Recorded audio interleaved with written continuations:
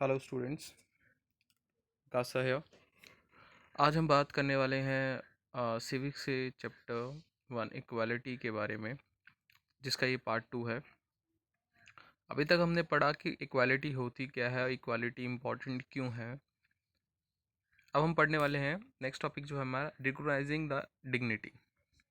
अब देखो, डिग्निटी का मतलब क्या होता है? एक सेल्फ रिस्पेक्ट।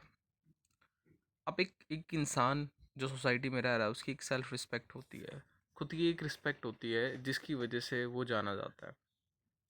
अब वो सेल्फ रिस्पेक्ट जो है, अगर खो जाए या फिर उसको उतनी सेल्फ रिस्पेक्ट ना ही दी जाए जितनी उसको नीडेड है या वो चाहता है, तो कहीं ना कहीं वो अपनी पहचान खो देता है सोसाइटी में। ठीक है। तो एक डिग्निटी जो है वो बहुत इंपॉर्टेंट रोल प्ले करती है हमारा, कहीं ना कहीं एक इक्वालिटी में भी। ठीक है। तो जैसे हमने पिछले टॉपिक्स में पढ़ा, ओम प्रकाश वाल्मीकि जी के बारे में और द अंसारीस के बारे में। ठीक है।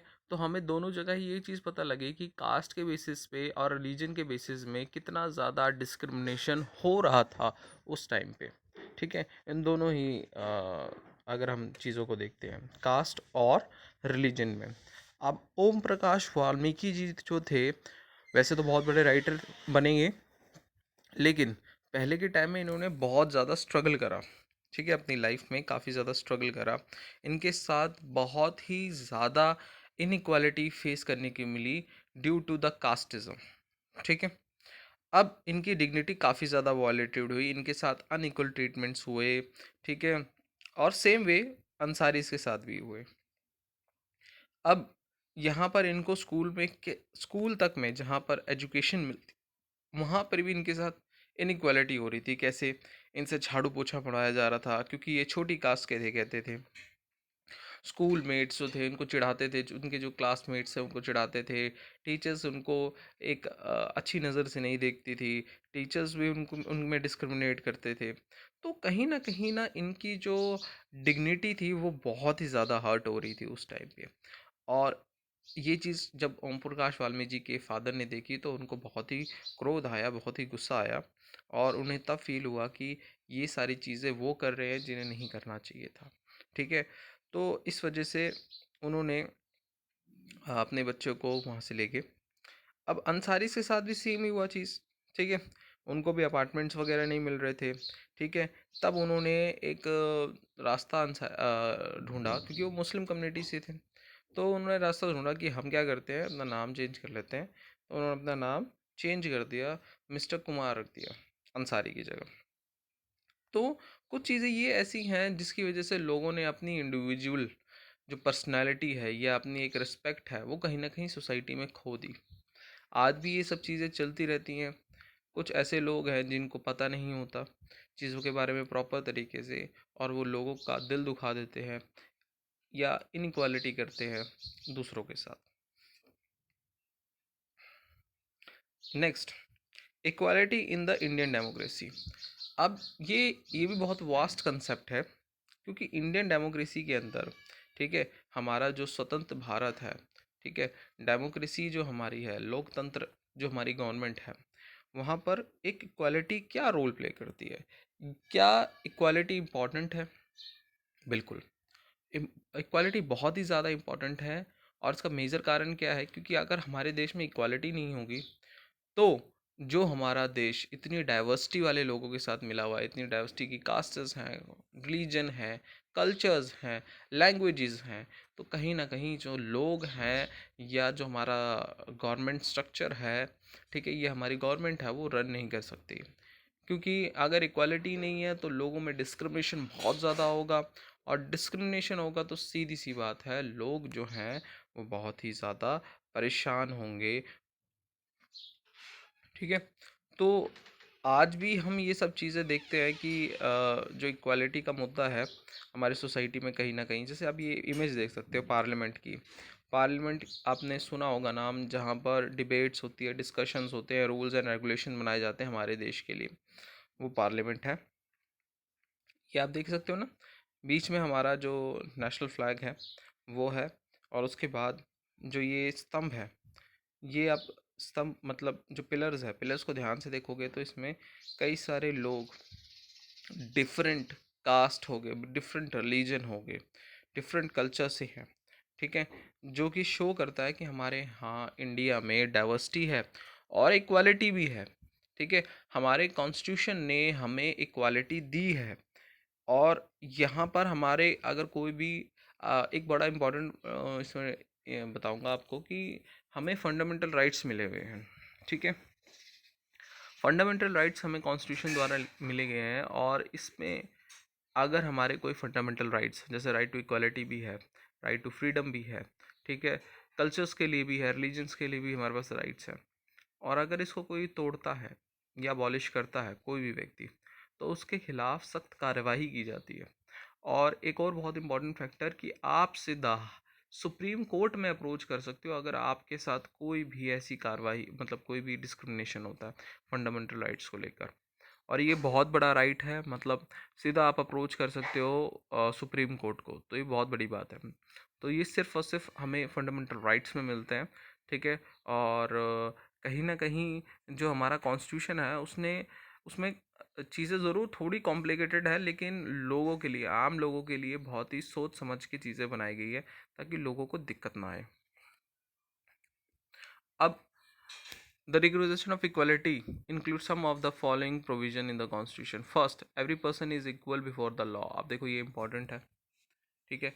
बात वही है जो हम अभी तक डिस्कस करते आ रहे हैं, लेकिन पॉइंट्स में इन्होंने डिस्कस कर लिया है कि सारे जो लोग हैं वो इक्वल है, लॉ के आगे इक्वल है।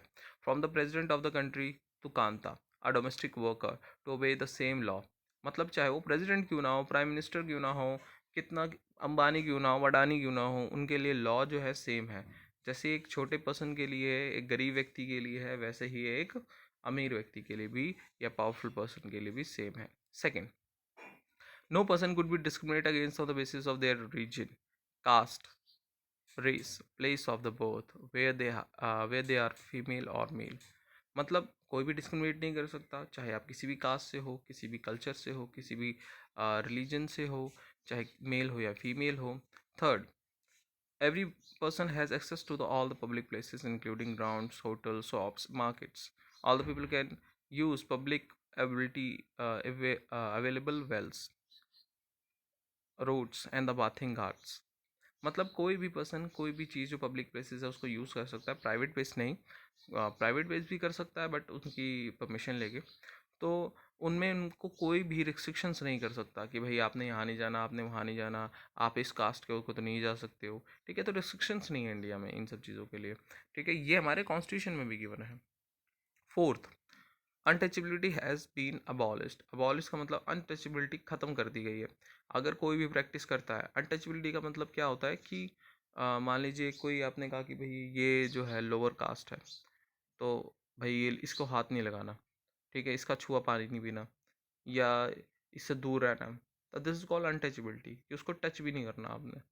तो ये चीज़ें काफ़ी ज़्यादा पहले के टाइम में हुआ करती थी, आज तो बहुत, I don't think so, but बहुत ही रेयर होंगी अगर होंगी कहीं, ठीक है। तो ये कुछ चीज़ें ऐसी थी कि गवर्नमेंट ने भी बनाई ताकि लोगों के लॉस, सॉरी, लोगों के राइट्स, ठीक है, कुछ ऐसे लॉज बनाए ताकि लोगों के राइट्स जो हैं वो सेव रहें, ठीक है। मतलब लोगों को कोई दिक्कत ना आए और सोसाइटी में इक्वालिटी जो है वो बनी रहे। क्योंकि देखो हमारा जो सिस्टम है, मैंने आपको पहले बताया था, हमारे यहाँ सोसाइटी में वन सिस्टम था पहले। अब वन सिस्टम होने की वजह से जो सोसाइटी वो काफ़ी ज़्यादा डिवाइडेड थी, ठीक है, वन सिस्टम में, ठीक है, जिसमें ब्राह्मण, क्षत्रिय, वैश्य और शूद्राज हुआ करते थे। तो इन सारी चीज़ों के बीच में कहीं ना कहीं जो इक्वालिटी वाला कंसेप्ट है ना, वो मिसिंग था। और वो सारी चीज़ें भी मतलब काफ़ी समय तक हमारे देश में इफ़ेक्ट डालती रही। और मतलब ये लगा लीजिए कि जो सबसे बड़ा हमारे यहाँ एक डिफरेंस आता है पुअर और रिच में, वो इसी वजह से आता है, ठीक है। सो